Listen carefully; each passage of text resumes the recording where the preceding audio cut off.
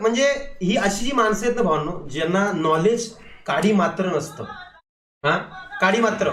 आता याला येड डोक्याच्या माणसाला कोण सांगेल? हा, महाराजांसोबत सगळ्या जातीची माणसं होती, त्यांच्यासोबत लढताना मुस्लिमही होते. त्यामुळे मुस्लिम चांगलेही आहेत, बरोबर आहे ना? आणि आपण आपल्या भारतामधल्या मुस्लिमांचा आदर करावा नाही का? सिंपल. जे लोक महाराजांना मानतात असे मुस्लिम आहेत, माझ्या ओळखीची माणसं आहेत जे महाराजांना मानतात आणि ते मुस्लिम आहेत, त्यांचा आदर आपण नाही करावा का? तर हे लोक हे असं स्ट्रीम म्हणजे अशी काय पण घाणेरडी स्टोरी टाकतात. मला त्याचा ऍड्रेस काढायचा होता जो मला मिळाला. तो विषय एवढाच आहे की भावा, तू फक्त तयार राहा.